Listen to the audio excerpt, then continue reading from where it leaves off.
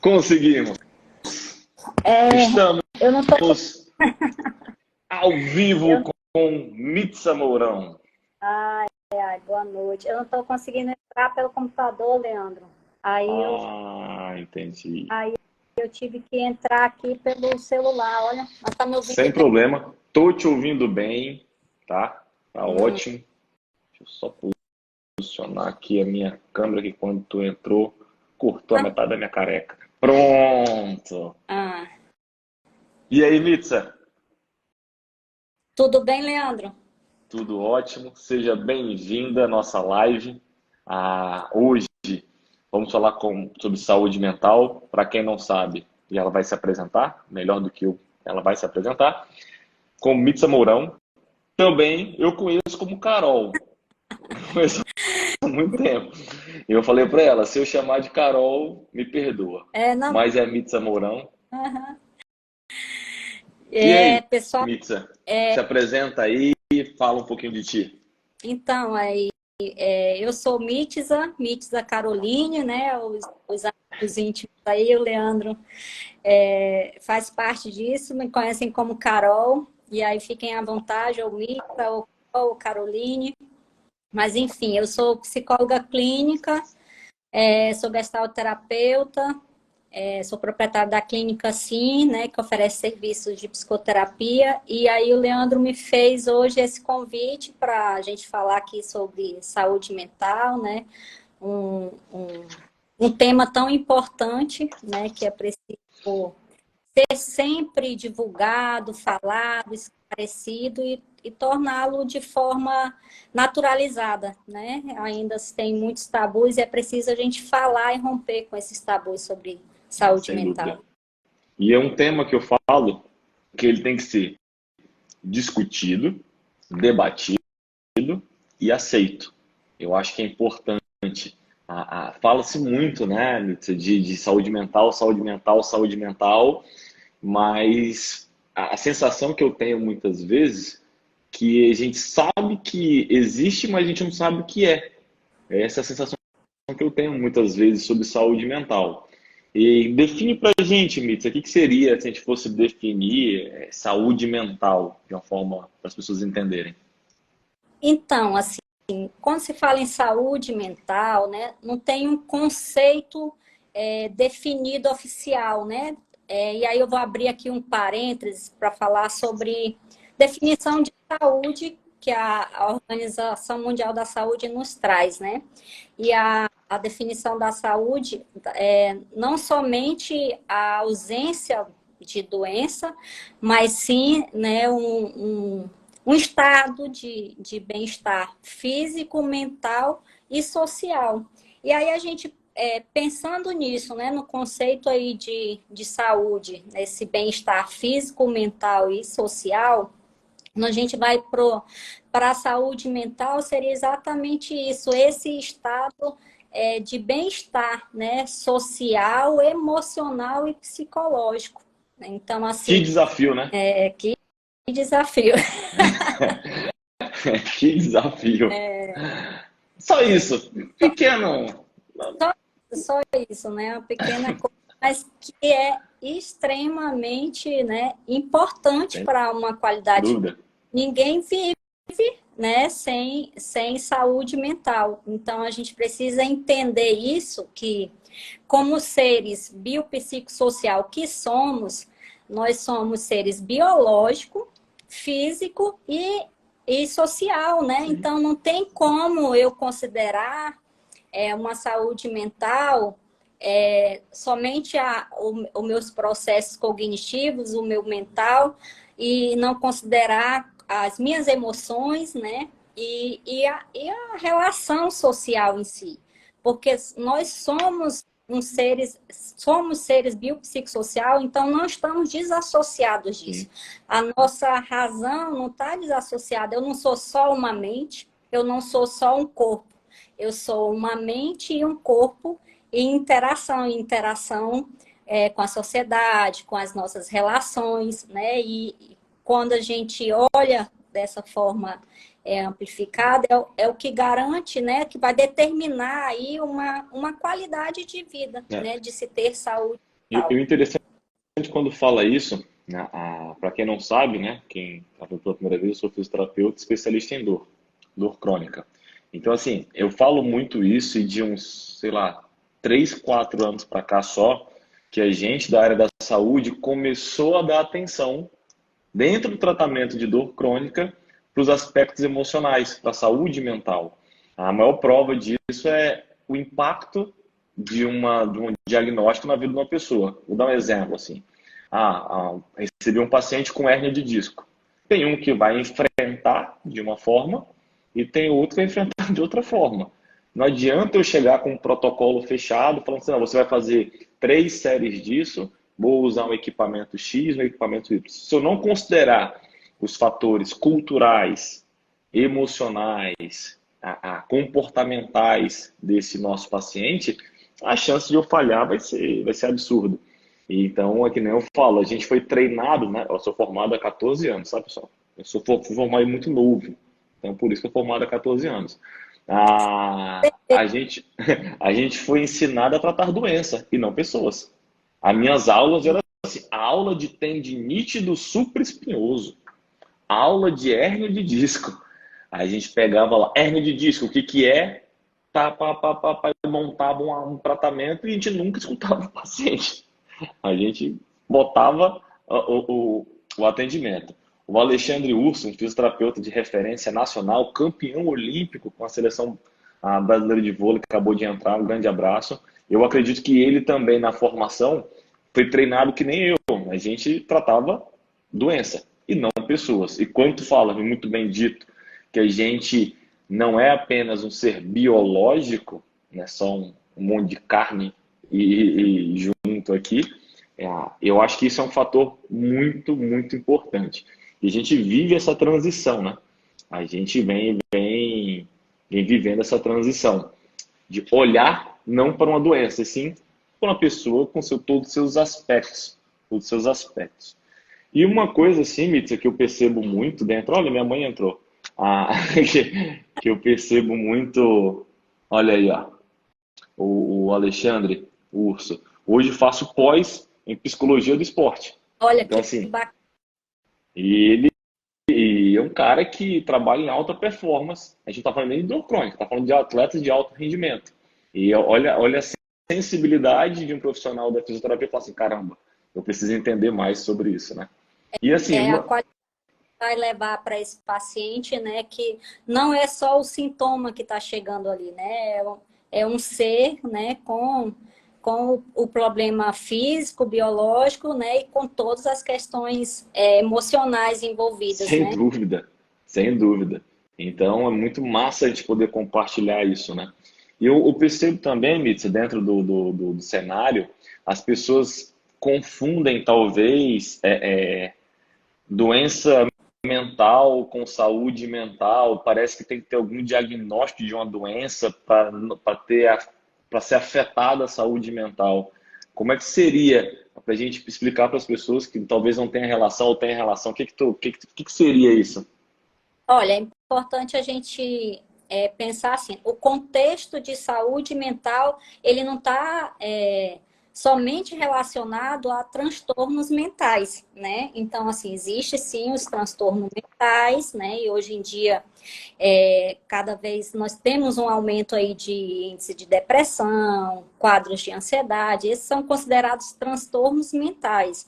Mas não é somente isso que é a saúde mental, né? Então, a saúde mental, ela envolve todo esse aspecto emocional. Como a gente lida, na verdade, né, com a vida, que, afinal, a vida é cheia de desafios, né? Em algum momento, eu vou me deparar com alguma situação, né, algum problema que chegue até mim de uma forma que me cause sofrimento, né, sofrimento psíquico, emocional. E aí é preciso a gente entender que não quer dizer que eu com um processo, por exemplo, de sofrimento psíquico, quer dizer que eu sou uma doença, né? Até Sim. mesmo no caso, por exemplo, de uma depressão. Quando os pacientes chegam, né, na terapia, e aí vem muito com o diagnóstico. Eu tenho depressão, e aí eu sempre trabalho isso com o paciente, tá? Você está com depressão, mas você não é a depressão, entende? E aí é para a gente diferenciar, né? Que ali existe uma pessoa que está assim com depressão, e depressão é uma doença que precisa ser tratada, mas ali existe uma pessoa com seu contexto, né? Cultural, né? Com seu contexto familiar, então com todas as suas subjetividades que a gente precisa olhar para esse indivíduo como um ser integral, não somente o sintoma. Sim, é engraçado. Ah, não, eu tô de boa, eu não tenho ansiedade, eu durmo bem, minha vida é tranquila. Mal sabe que talvez ele tenha assim um comprometimento da sua saúde mental, né? Eu sou um que eu falo para vocês que eu sempre bati na tecla. Falei, eu tenho nada. Aí, conversando com a Mitsu um pouco, a gente começa a ficar você perceber que tem sim. Na verdade, tem. A gente talvez não tenha sintoma disso, mas tem comportamento. Então, é interessante que as pessoas, a gente associa talvez saúde com sintoma, né? E na saúde mental, a gente pode falar de saúde com comportamento. Com comportamento. Às vezes, uma pessoa que não consegue durar muito no trabalho, uma pessoa que não consegue no relacionamento, ou até na prática de novos hábitos, né? Às vezes a pessoa não sabe, mas ela pode ter sim ali alguma coisa relacionada à sua saúde mental. Não necessariamente uma doença, né? Sim, sim. É bom até a gente ampliar aí no sentido do saúde mental, na verdade, é ter saúde existencial, porque desafios todos temos, né? Por exemplo, quando você fala aí, quando você trouxe, né, quadros de ansiedade, quando você se sente ansioso, é natural, né? A gente se fala muito hoje em dia da ansiedade. A ansiedade, ela é uma reação emocional, né? Natural do organismo. Por exemplo, para vir para a live, eu fiquei ansiosa, né? Como é que eu vou compartilhar, como é que eu vou trazer um assunto tão delicado, que se fala tanto, mais que é delicado se falar, né, ainda Sim, sobre saúde mental, de trazer de uma forma naturalizada, para que as pessoas cada vez mais se sintam confortáveis em falar sobre compartilhar saúde. sobre isso, né?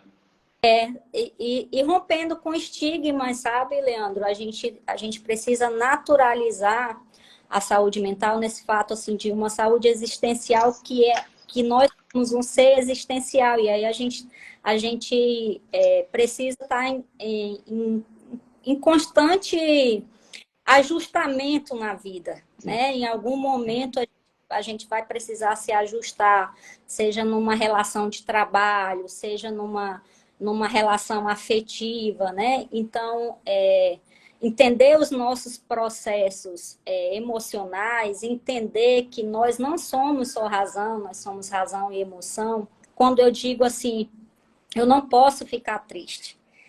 Eu não posso sentir ansiedade. Não dá, porque a emoção, ela faz parte da gente, entende? sim, Então, assim, teu processo cognitivo, a tua razão diz ali, eu não posso ficar triste, eu não devo ficar triste. Você deve. É uma emoção, é algo inerente, natural a você. Nós somos seres humanos e como seres humanos a gente sente.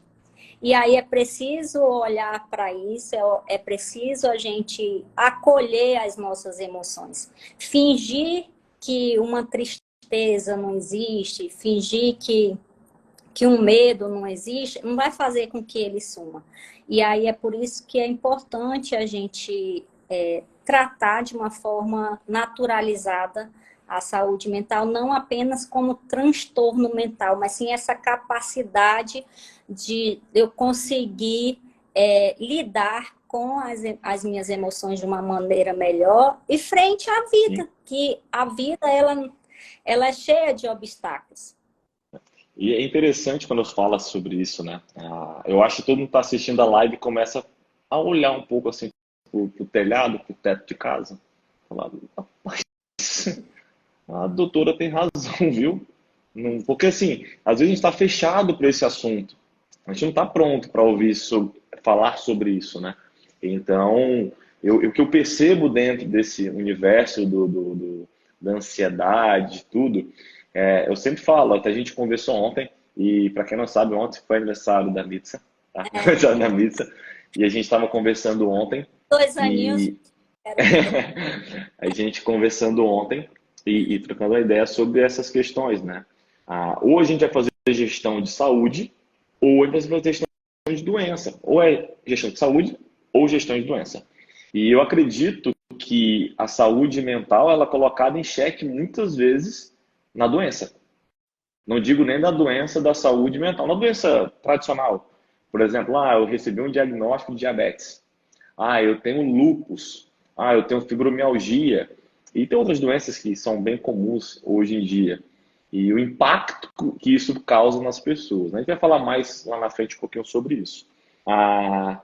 Eu queria conversar contigo, o que assim, beleza, você sabe de saúde mental, a gente vê essa questão que todo mundo fala assim, já vi até postagens sobre isso, todo mundo precisa de terapia, essas coisas. Então assim, a gente está falando muito dos aspectos sintomas. Agora vamos falar um pouquinho o que seria a terapia. Porque o que eu percebo muito é assim, a gente fala da saúde mental, conscientiza as pessoas, mas ainda existe uma resistência, né? Sobre a famosa terapia. E é bem isso, né? Se fala tanto em saúde mental, mas na hora de buscar ajuda, a gente se depara aí com grandes barreiras ainda, né? Com esse processo de estigmatização até na hora de buscar ajuda, coisas assim do tipo, eu não sou louco, eu não preciso. A gente ainda ouve isso, né? Eu não preciso de terapia. Eu não sou fraca, eu dou conta de tudo que é meu, não preciso de ajuda do outro, né? Então, assim, é falta de Deus, é falta de ocupação, é falta de ocupar a mente. É por isso que você está assim, né?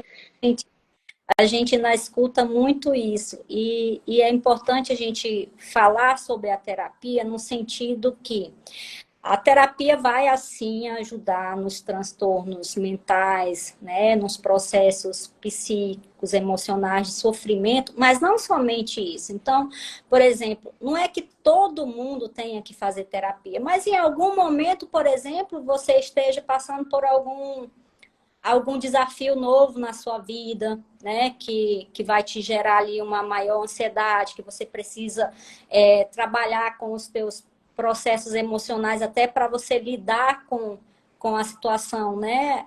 Um novo desafio ali, por exemplo, num concurso, né? Estou me preparando para um concurso, estou numa ansiedade grande. Então, assim, um processo de terapia vai te auxiliar nisso, né? Então, assim, o processo de terapia é um tratamento onde o qual o psicólogo, junto com você, vai te ajudar a lidar melhor, né? Com as suas emoções, olhar não só para os sintomas, mas o que tem causado esse sintoma, né?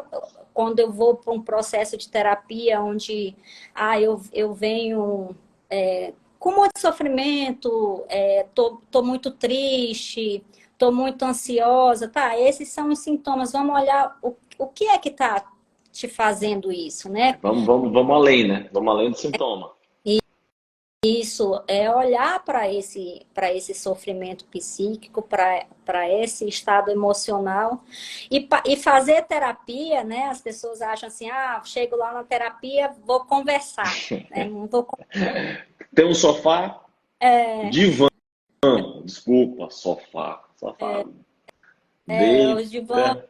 os psicanalistas trabalham, né? Eu sou gestalterapeuta, não trabalho com o divã, mas assim, Mas a visão das pessoas é essa, tipo assim, eu vou no consultório, vou deitar e vou botar a mão assim, né?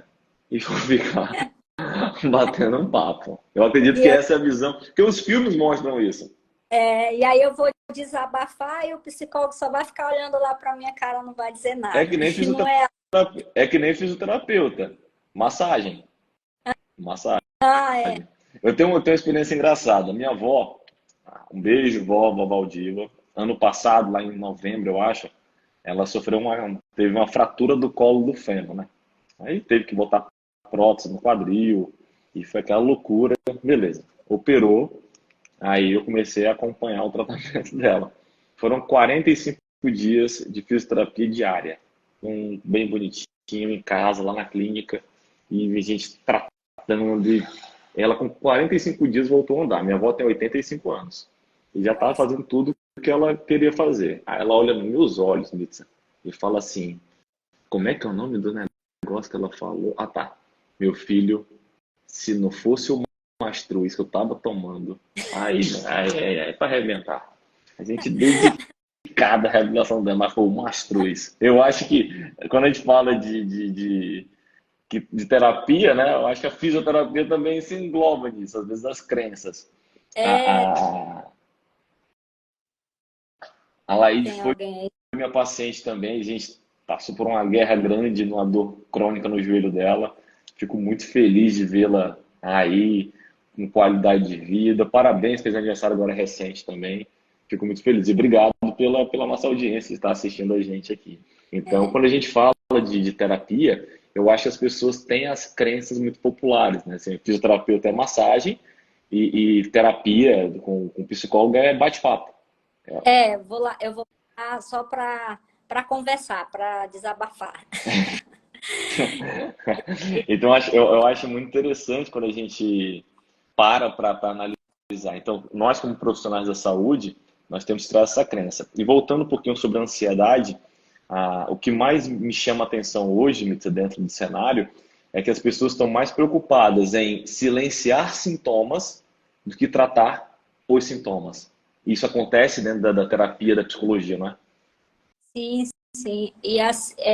Na verdade, é uma questão até cultural nossa, né? A gente tem uma cultura muito do imediatismo.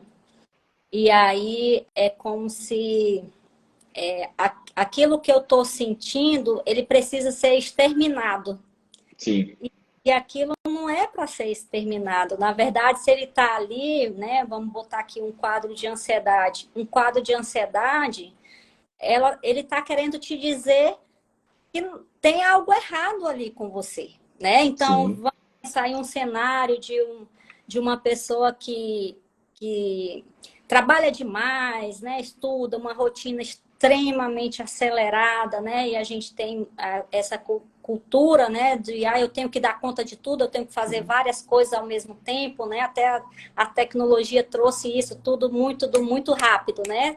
Eu tô aqui, eu tô fazendo, eu tô respondendo o WhatsApp, eu tô lendo e-mail, eu já acelero o áudio do WhatsApp, eu já tenho que dar conta. Então, assim, isso não é natural, né? Isso não é natural. Doutora, uma dúvida. Eu só escuto meus áudios um e-mail e de repente dois também. E Vai áudios de 1 minuto para cima, pessoal, é podcast. Pelo amor de Deus. lá, Vamos mandar áudios fracionados aí. Eu vou pois marcar a é, terapia amanhã. olha que interessante, né? É a cultura do vamos para ontem, não tenho tempo, tem que ser tudo muito imediato, muito imediato. E aí que acontece o nosso adoecimento, né? Porque nós somos seres, e como seres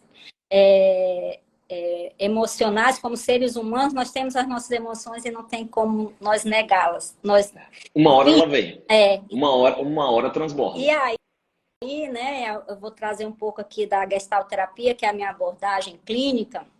Você até traz o organismo por si, ele é inteligente, né? Ele busca uma regulação organísmica ali que a gente chama. Olha, a ansiedade, ela fez o que com você? Ela te parou. Você que não conseguia parar na tua rotina para olhar para você, o que que a ansiedade fez com você? Ela te paralisou. Olha, Correto. olha como o organismo é inteligente, né? Ele está te paralisando justamente para isso, para que você, Tem que né? parar. Faz parte. Exatamente, né? Então, para que você olhe para você, aí tem aí a questão, né, do autocuidado, né, de inserir melhores, aí tantas coisas, inserir melhores hábitos, né, buscar uma rotina de vida mais saudável. Então, assim, é importante a gente entender que o sintoma, ele aparece assim para um para quê e não para ser exterminado, né? Então, o sintoma, ele é uma forma de sinalizar ali que algo não está legal. E a gente conversando ontem, Mitsa, também, até a gente falou, a gente até falou com o Cid também sobre isso, como a gente vê o retrato de uma cidade, da sociedade. Hoje, na nossa cidade, o que mais cresce é farmácia. Eu acho que Isso. todas as cidades que o pessoal está participando aqui, for parar para analisar, e é um negócio tão maluco assim, que fica uma de frente para outra. Uhum. E clínicas populares, clínicas médicas, clínicas de... Tá, então, assim, quando a gente começa a perceber a demanda medicamentosa e a demanda de diagnóstico, é um sinal, uma variável, né, um indicador, na verdade, que, opa, se está vendendo muito remédio é porque tem muita gente doente, doente. E eu acredito que no aspecto de saúde mental, a gente encontre, sem dúvidas, a maior, como é que eu posso usar a expressão? O maior consumo, talvez, e eu acho que os dois consumos principais de medicações é em dor, nas dores crônicas, e também nas questões da saúde mental. Os ansiolíticos, acho que essa expressão. Na dor a gente fala de opioides, tem até uma série do Netflix falando de a preocupação com os opioides agora, né? Eu acredito que os ansiolíticos também fazem parte aí dentro desse cenário. Eu vi aqui a Drogazil, um em cada esquina. Mas ela falou que lá Leandro, em João Pessoa também tá assim. Então é interessante essa visão mais nacional, né? sim, sim. Leandro, vou te pedir licença só para pegar o carregador, que como eu conectei com o celular, tá? Vai lá, Só um minuto. vai lá. Enquanto isso, aqui no nosso canal no YouTube, tá? Se tu botar lá, Leandro Brasil, Envelhecência, ele vai direto para o nosso canal no YouTube. Caso queira, no nosso Instagram, no meu Instagram, tem lá um link azulzinho, clica lá, se inscreva lá no nosso canal no YouTube, que a gente vai falar muito sobre a envelhecência. Hoje, nossa convidada, a doutora Mitza Mourão, falando aí sobre saúde mental, tá bom? Ela foi pegar o carregador dela, então a gente vai conduzindo aqui a nossa live. Uma coisa interessante também que a gente pensa e fala dentro do cenário da saúde mental, eu faço sempre um link sempre em relação à saúde física, né? A saúde física. Hoje eu recebi um paciente que ele, durante um treino na academia, sentiu uma dor forte ali na região da coluna. Ele foi lá com a gente. E ele já falou assim, me fala o nome do remédio, me indica alguém, faz alguma coisa para sumir com minha dor. Aí eu falei, mas é um desafio, é um grande desafio. Então a Mitsa voltou. Ok, E olha vamos aí, ó, aqui a gente chama de ajustamento criativo, viu? Você- Porque estou ao vivo e aí não consegui entrar pelo computador. Isso é uma brincadeira aqui, mas é exatamente, sabe, é a capacidade de a gente se ajustar. Sim, Porque a gente se cobra muito, né? É uma autocobrança muito grande, como se tivesse que tudo ser ser perfeito, perfeito, né? ter o, Fluir como a gente quer. ter o E assim, controle, né? Uma necessidade ali de ter o controle. E é, aí isso nos adoece. isso é interessante, né? Hoje, conversando com a fisioterapeuta da minha equipe, ela está conduzindo um paciente nosso e a condução não está. Não é a condução não está boa, na verdade, o resultado que a gente tem esperado não está tão satisfatório. Mitz, ela estava no sofrimento hoje por causa disso. E eu fui falar para ela que o resultado não depende só da nossa condução. Temos algumas variáveis, como o enfrentamento. Eu falo muito uma expressão, não sei se na parte da psicologia se fala isso. Particularmente, eu não gosto de falar tratamento de dor crônica. Eu não curto. Eu gosto de usar a expressão enfrentamento. Porque o tratamento dá a entender que tem início, meio e fim. Mas se eu tratar um paciente de hérnia de disco, com uma lombalgia ali muito severa, não há garantia nenhuma que daqui a 6 meses, 1 ano, 3 anos, 10 anos, ele possa ter um novo episódio. Aí ele vai falar assim, olha, eu tratei e não resolveu. Na verdade, ele resolveu o tempo que foi suficiente, foi necessário. Então, eu gosto muito dessa expressão enfrentamento, né? A gente vem trabalhando muito isso dentro dos nossos atendimentos. Eu Sim, sim. ia te, per- E eu ia te aí perguntar. Vou leva falar. uma.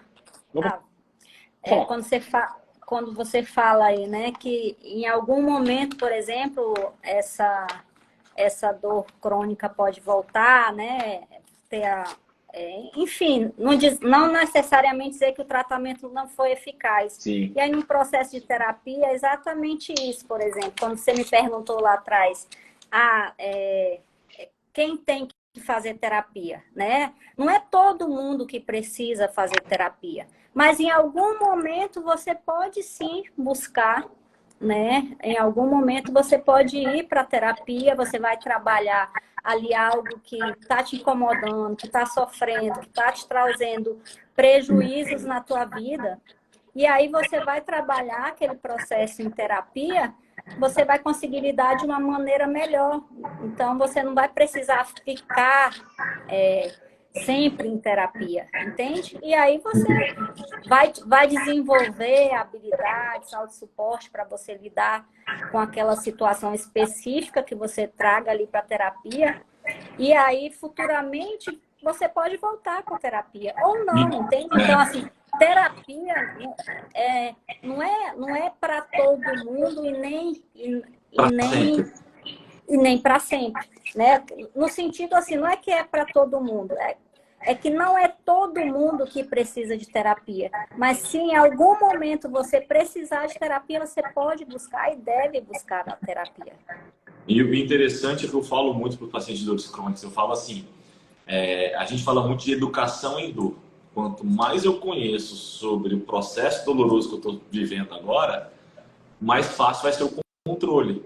Então, assim, quando o paciente ele começa a ser bem informado, bem educado, a resposta ao tratamento ela é muito incrível. Eu sempre falo que a fisioterapia e a psicologia, ela tem muitas coisas em comuns, né?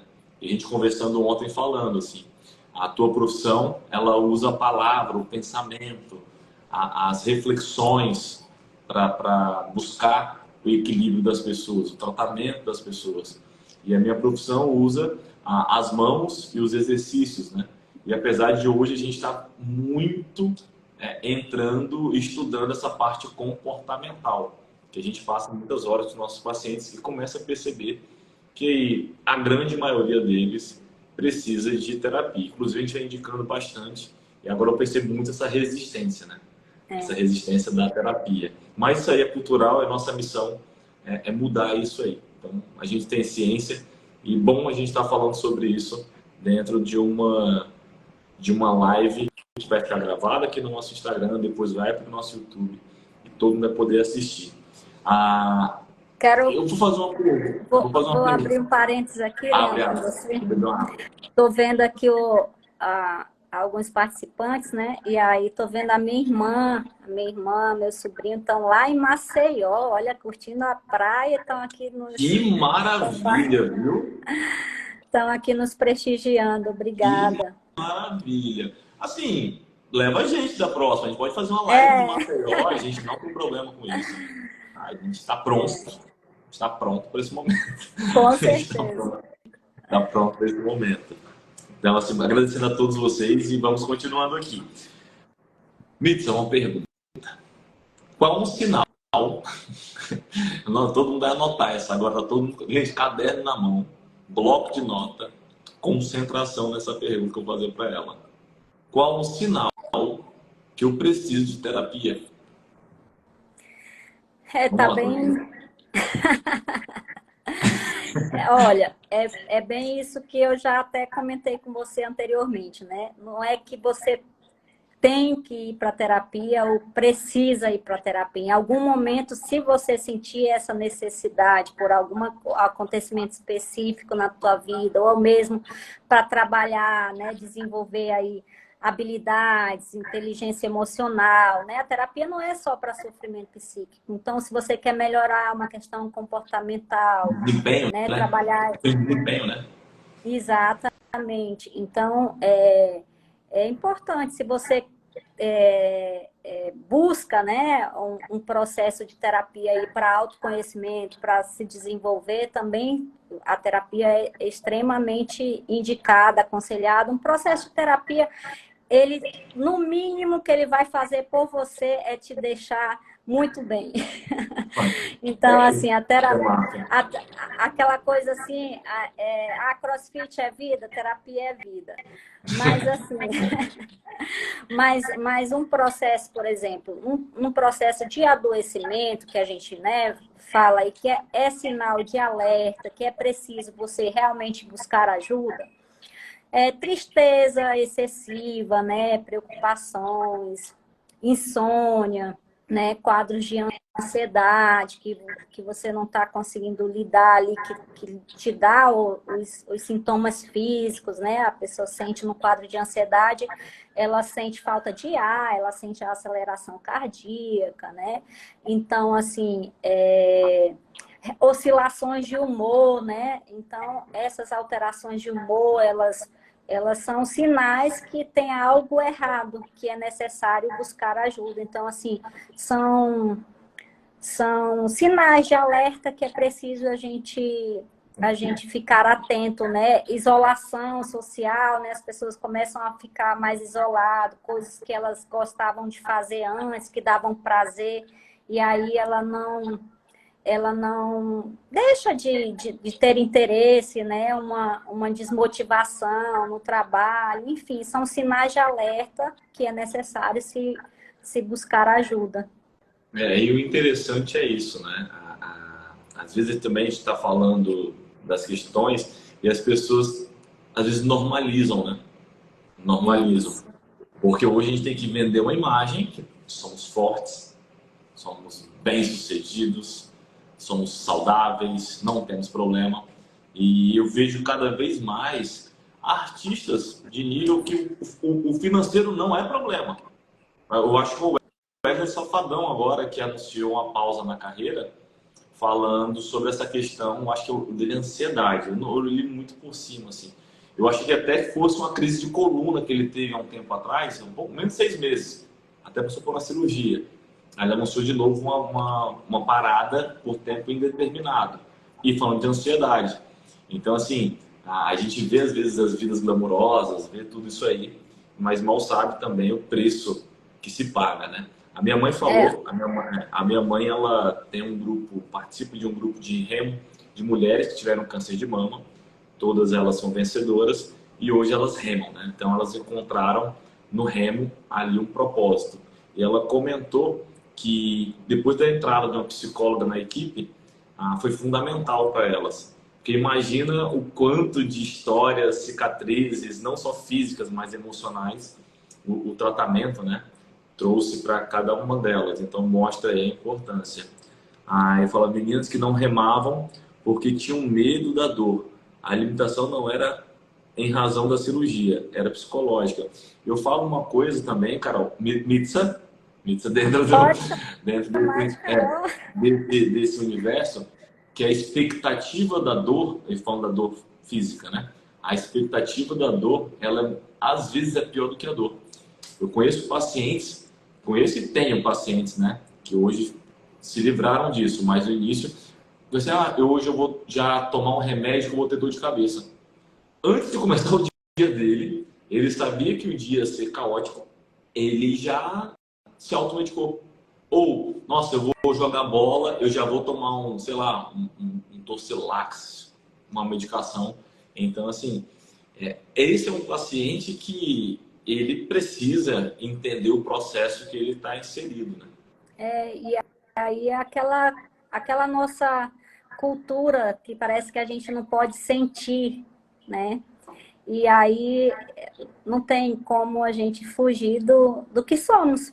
E nós somos seres que sentimos, né? E anestesiar as nossas dores, sejam físicas ou psíquicas, não vai fazer com que elas sumam, né? E aí, olha, a Nara está aqui conosco, ela é uma psicóloga também, uma amiga, e aí ela até trouxe, né? Aqui ela trouxe o Corpo Fala, que é justamente isso, né? Não tem como, eu não sou só uma mente, eu não sou só um corpo, então assim, e não sou, né, somente e corpo e emoção separado, eu sou ele junto. Eu sou uma mente, um corpo e as nossas emoções. Então, não tem como eu dizer que eu não estou sentindo tristeza. A tristeza, se eu não olhar para ela e não me permitir senti-la, ela vai aparecer nesse corpo, né? Os nossos processos psicológicos, emocionais, eles estão ligados diretamente com o nosso adoecimento físico. Não tem como desassociar, né? Então, quando ela traz aqui, o corpo fala exatamente, quando eu estou ali no nível de tristeza grande, de ansiedade, de angústia, posso desenvolver aí uma dermatite, entende? De pele. Então, assim, o corpo fala, não tem como fingir que as nossas emoções não estão lá e não estão nos incomodando. Elas precisam serem olhadas e vividas. E num processo de terapia é onde você aprende a olhar, a acolher, a sentir. E não necessariamente, na verdade, assim, não no sentido de você ter que exterminar aquilo, porque tem situações na vida que você passa que ela, de fato, vai te trazer um sofrimento, uma tristeza, e não tem como dizer para você não ficar triste, porque, de fato, você está num processo de luto. Há um sofrimento ali. Há um sofrimento, há uma dor, né? Há uma tristeza, e não dá para dizer, você precisa seguir. Não, você precisa seguir, mas olhando para essa dor, né? Então, o processo de terapia é justamente, né, para nos educarmos a lidarmos com as nossas emoções. A gente, culturalmente, somos ainda muito... E uma coisa interessante, né? As nossas profissões, eu acho que, na verdade, acredito, que existe um remédio em comum, na verdade, entre saúde física e saúde mental, que são os bons hábitos. Eu vejo muito isso. Você vai no psicólogo, vai no psiquiatra, vai no ortopedista, vai no fisioterapeuta, vai no neurologista, sei lá, no cardiologista, o que todos sempre vão falar: precisa melhorar os teus hábitos. Né? Eu acho que esse é o remédio mais poderoso que a gente tem e talvez não explore como deveria. Antes de começar aqui, eu estava conversando com o Cid, e ele falando da experiência que ele teve pessoal dentro do grupo de ciclo dele, que precisa tomar remédio, não sei o quê, papapá, porém, pediu, e você precisa mudar os seus hábitos. Eu percebo muito isso. Existe a terapia passiva, que para mim são as terapias mais ineficazes. Tá? As terapias passivas eu vejo como ineficazes. E a terapia ativa eu vejo como o caminho ideal. O que seria a diferença? A terapia a passiva é aquela que você põe para dentro, aonde você não participa. Você apenas vive aquilo ali. É para tomar remédio, eu tomo. É para fazer um chá, assim, você não... E a terapia ativa é aquela onde você escuta, assimila e reage. Ou seja, se eu tenho uma dor na coluna, eu preciso melhorar minha musculatura, meu entendimento, para poder aguentar e suportar isso. A chance de reverter e de melhorar o quadro doloroso desse paciente é altíssimo. Aquele que fica só com medicação, talvez não tenha muito efeito. Saiu um estudo, não é tão recente, mas fala sobre isso. Pegaram, Mitza, fizeram um estudo com 5.000 pessoas com dor lombar. Metade tomaram anti-inflamatórios tradicionais e metade tomou pílula de farinha. Foram acompanhados por 9 meses, se não falha a memória. E no final mostrou o seguinte, que apenas a melhora do quem estava tomando anti-inflamatório, né, ele melhorou 7% a mais dos que não estavam tomando nada. Ou seja, basicamente uma diferença mínima.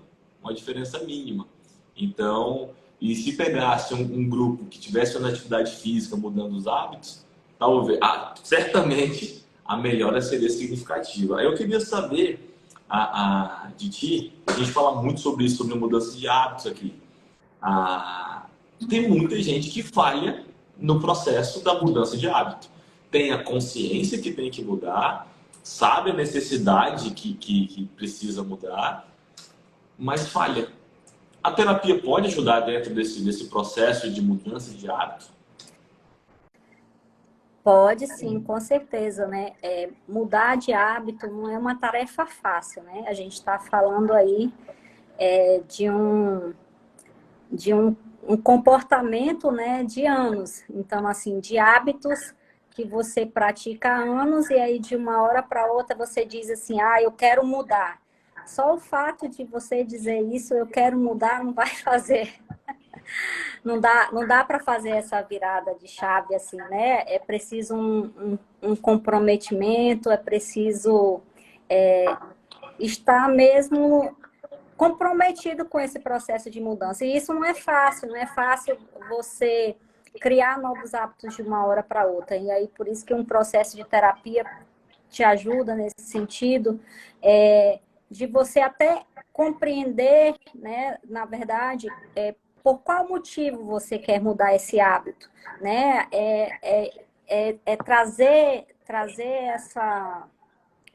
esse conhecimento para a pessoa, essa compreensão. Ela quer mudar o hábito por ela quer mudar o hábito para agradar o outro. Tudo isso são questões que a gente trabalha em terapia, né? Porque é fácil eu dizer para você, Leandro, você precisa fazer isso e isso e isso. Tá, mas e você? Você quer fazer isso? Né? Você quer fazer isso? Para que você quer fazer isso? Então, assim, por isso que entende? E mesmo a gente decidindo, a gente falha. E no processo de terapia vai ajudar numa mudança de hábito de um paciente, vai ajudar ele a entender que é um processo, que na verdade não é apenas uma decisão e com isso já mudei. Não, é um processo e como todo processo para ele ser alcançado, para ser atingido a sua meta ali, ele tem uma duração, tem um tempo. É importante você se respeitar, né? Respeitar com as suas limitações, o que você pode fazer dentro do seu contexto, porque é fazer assim, hoje em dia, né, a gente vê aí um movimento das pessoas em busca da saúde, a gente, inclusive ontem estávamos conversando sobre isso, essa questão desse movimento. A gente tem visto que a doença tem crescido de forma absurda, né? As pessoas cada vez mais doentes, as farmácias aí, né? A indústria farmacêutica cada vez maior, então assim, as pessoas buscando sempre mascarar, não é mascarar, na verdade, assim, combater aquele sintoma. Mas a gente também consegue ver nesse movimento aí do aumento da doença, também movimento das pessoas despertando para isso, da necessidade de buscar, né, uma mudança de hábito para ganhar uma qualidade de vida, né? E aí volta bem a esse conceito de saúde, né, que não é somente a ausência da doença, e sim uma qualidade de vida. E aí, quando você faz uma escolha, né, vou fazer uma escolha de uma mudança de hábito para eu ganhar uma qualidade de vida na minha vida, não quer dizer que eu fiz a escolha e com isso eu já modifiquei. Há um processo para chegar lá, né? E aí, quando você traz, por exemplo, o termo da envelhecência, né? Que é de buscar essa mudança para se colher futuramente, né, os benefícios dos bons hábitos. Então, no processo de terapia, a gente trabalha isso, para o paciente sair dessa ideia do imediatismo, sair dessa ideia de que eu não consigo trabalhar essas questões emocionais, né, que vem junto, eu não consigo, não dá certo para mim, né, esses pensamentos assim negativos, esse pensamento de imediatismo. Então, assim, para que ele compreenda o processo dele, eu falhei, o que dá para eu resgatar, o que dá para eu melhorar, né? Então, tudo Ontem, isso é trabalhado em processo. ontem, na nossa conversa, tu usou uma expressão que eu achei muito massa. E eu me identifico com essa expressão, viu? Então, assim, não é porque a gente está no processo que parece que é fácil. É a expressão que tu usou, o tudo ou nada, né? Os Isso. extremos, né? Tudo ou nada. Vou para academia, vou treinar, eu vou estar com o abdômen trincado em 3 semanas. Não vai acontecer. Não vai acontecer. Não vai. Aí a pessoa fala, vou parar. Isso, né? E aí é preciso a gente olhar para isso, que não, o tudo ou nada, a expectativa muito alta nos frustra, né? E aí, ao invés de você conseguir dar continuidade no teu processo de mudança, você diz que não consegue, né? Então, um processo de terapia nos ajuda a olhar para isso, olhar e entender que nós temos dificuldades, que cada um tem o seu tempo, né? É importante a gente até utiliza, tinha uma professora que ela sempre trazia essa expressão e eu gosto muito. É importante a gente não se medir pela régua do outro, né? Então, assim, hoje numa sociedade que a gente tem muito eu faço isso, eu faço aquilo, eu sou fitness, eu já li tantos livros, eu me alimento bem. Então, assim, é importante a gente ter em mente, não dá para se medir pela régua do outro, né? Cada um tem, até a Nara trouxe aqui, um tempo e um processo, exatamente. Cada um tem o seu tempo, tem o seu processo, tem a sua realidade, né? Existe ali um ser cheio de subjetividade, e aí não tem como a gente desconsiderar o contexto social. E aproveitando isso que você está falando, eu lembro que a gente até comentou, né? Eu acho que o maior erro, um dos maiores erros dentro de um processo de mudança de hábito é confundir ou misturar a tua fonte de inspiração e querer comparar os teus resultados. Eu vejo muito isso. Eu vejo, o fulano tem 70 anos e poxa, ele corre, ele faz um monte de coisa. Aí tu com 69, tu quer fazer os mesmos resultados, mas esse cara faz isso há 20 anos, 25 anos. Então, acho que hoje a internet está cheia de inspiração. Eu acho legal isso. Muita gente nos inspirando a mudar os hábitos, né? Mas, ao mesmo tempo, se a pessoa não tiver o discernimento, não tiver aquela visão, ela vai acabar comparando. E o tiro sai pela culatra. A inspiração pode se tornar o teu maior obstáculo. Exatamente, né? Existe ali, né, o real e o ideal, que a gente sempre traz muito para o paciente. Então, assim, o ideal é que eu conseguisse ter uma alimentação saudável, que eu conseguisse me manter em atividade física, né? Utilizando esses exemplos aí de inspiração que a gente tem, né, nas redes sociais. Isso seria o ideal, mas o real é que a vida é acelerada, né? Eu sou uma mãe, eu sou um pai, tem muitos filhos, tem que levar para a escola, e aí uma demanda de trabalho grande. Então, a gente trabalha num processo, por exemplo, de mudança de hábito com esse paciente nesse sentido, né? O que dá para que ele mude dentro da rotina dele? Porque não é a rotina do Leandro, não é a rotina da Mix, é dentro da rotina dele o que dá para ele melhorar como qualidade de vida, como eu vou falar uma coisa para vocês. Mitza, ela é um atleta. Mitza, que hora tu acorda? Não se sintam mal por não fazer isso, tá? Mas é só um exemplo. Calma, não precisa acordar 4 horas da manhã. Mitza, que hora tu acorda, geralmente, para fazer todas as atividades? Não, eu acordo 5 horas. Quando eu vou correr, eu acordo 4h30 da manhã. E olha que interessante, olha, a gente falando aqui de atividade física, eu gosto muito de correr, né? O Leandro sabe disso. Quem me O cachorro conhece também sabe disso. Uma vez um cachorro voltou para ela bateu o recorde. Ela bateu o recorde nesse dia de corrida. Ela teve um estímulo, o cachorro, atrás dela.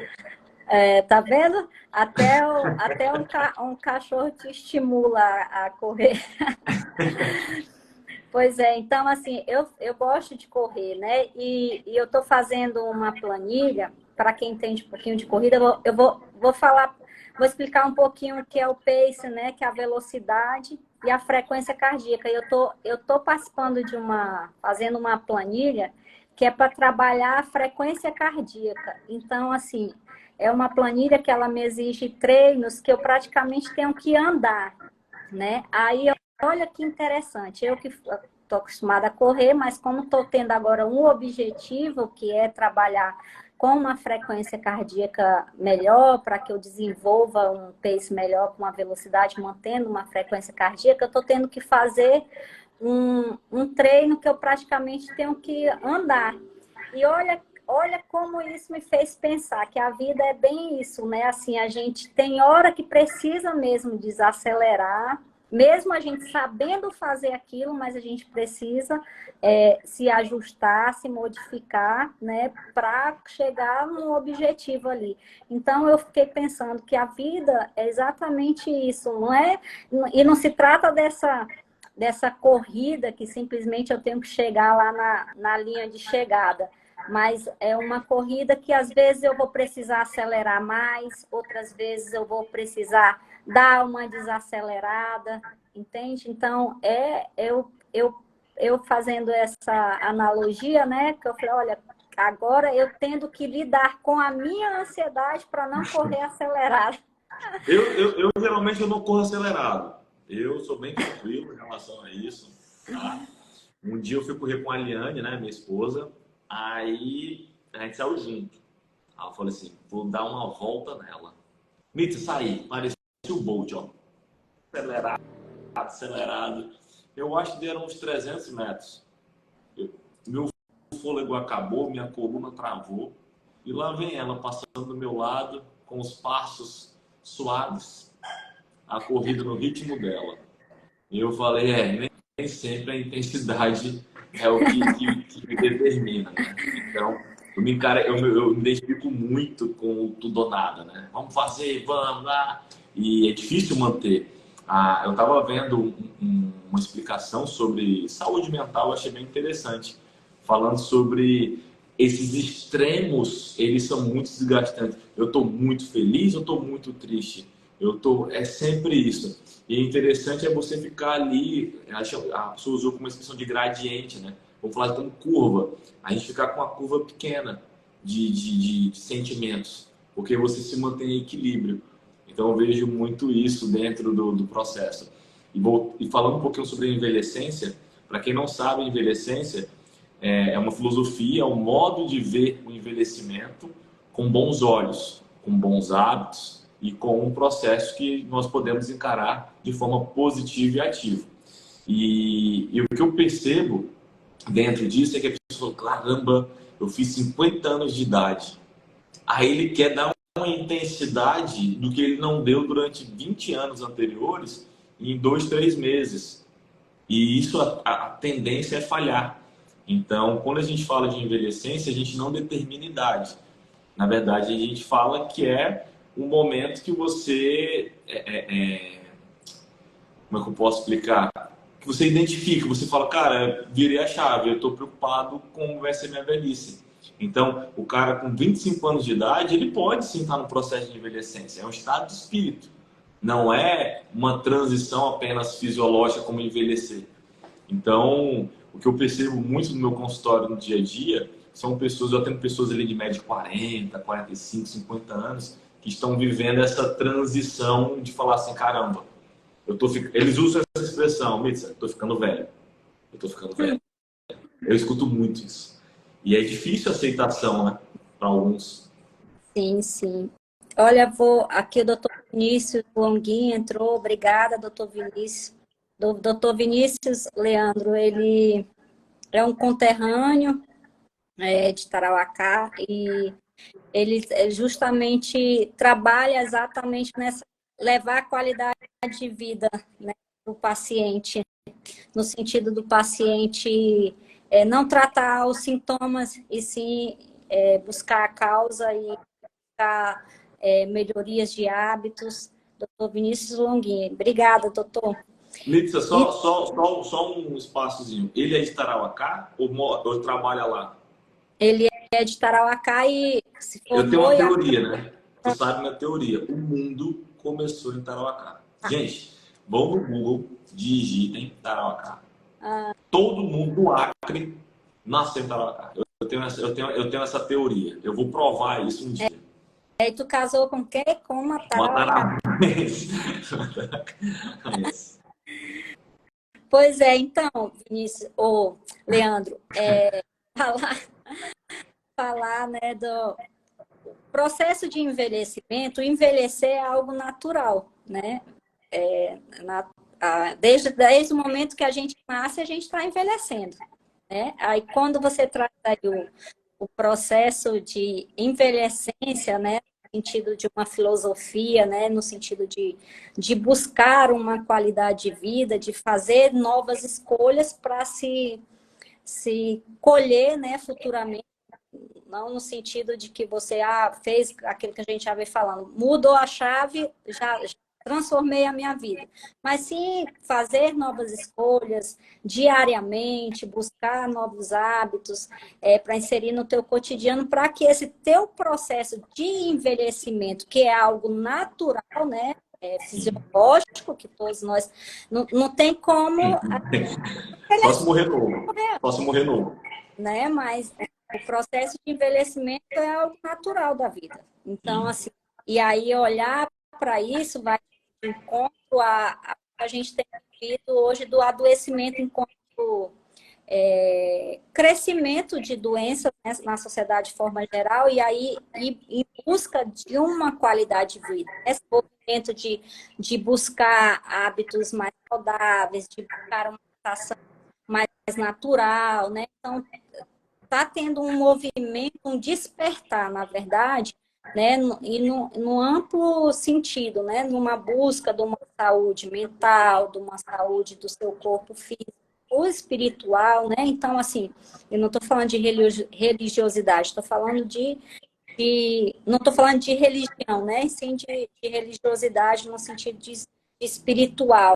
Então, assim, há um movimento para isso, né? Para se buscar essa qualidade de vida e que não tem como ela estar desassociada desse ser biopsicossocial que somos.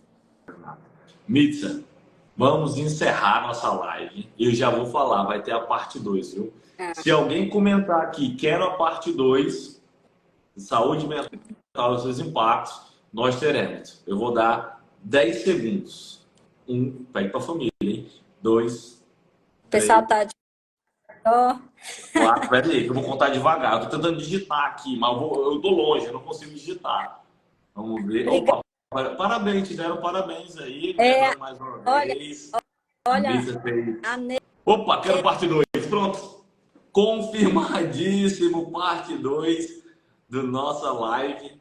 Fico muito feliz, de verdade, de ter conversado contigo. A gente tem muito mais para conversar. Muito obrigado pelo disponibilizar um tempo. Eita, agora não tem parte 2, viu? Agora vai ter a parte 3 daqui a pouco. Então, te agradeço, Mitza, de verdade, tá? Conta com esse canal, com a Envelhecência. Saiba que eu já te fiz o convite para fazer parte desse nosso projeto, que o nosso objetivo é impactar na vida das pessoas. E é isso que a gente precisa. Nossa missão na Terra é impactar na vida das pessoas, tá bom? Faz as tuas considerações finais, fica à vontade. Manda beijo para a família que está lá na praia. Leandro, obrigada, né, pelo convite. Para mim é sempre um desafio, viu? Porque live, né? Não tem como não me gerar ansiedade, viu? Gera sim. Até mesmo a dificuldade aqui com a tecnologia, você viu que eu não apanhei ali para entrar, né? Vai ter um curso, a gente vai fazer um tutorial na próxima. Foi uma delícia, né? E eu acho assim que é importante ter esses espaços mesmo assim de conversa e de bate-papo e da gente trazer de forma naturalizada a questão da saúde mental. É preciso a gente romper de uma vez por toda com estigmas e com esses preconceitos que tem ainda em torno de, na hora de buscar a ajuda de um profissional, seja um psicólogo, seja um psiquiatra, e é preciso a gente entender que não tem como nós termos saúde se não tivermos saúde mental, né? E a gente tem aí ainda muitas barreiras ainda a ser quebradas. E é importante a gente falar nesses espaços assim de forma natural, né? Para que as pessoas rompam com isso, que diga, eu fui hoje na minha terapeuta, eu fui hoje no meu psiquiatra, enfim, que fale de forma natural e sem medo, sem preconceito, tá bom? E obrigada aí pela Nara, doutor Vinícius, minha irmã, meu irmão, todo mundo tá lá em Maceió, a Neila, a Lorena. Então, assim, muito obrigada a todos que participaram, estiveram aqui conosco. Espero que tenham gostado aí do bate-papo. Então, pessoal, só para encerrar, canal no YouTube, Leandro Brasil Envelhecência, digita lá, inscreve, ativa, o Cid, como é que é? Ativa o sininho. Cara, é meu sonho falar isso mesmo. Você não sabe como é legal falar isso. Ativa o sininho e fica atento às notificações. E eu falo sempre que envelhecer faz bem. Muito boa noite, bom descanso, abraço para todo mundo, pessoal. Beijo, tchau.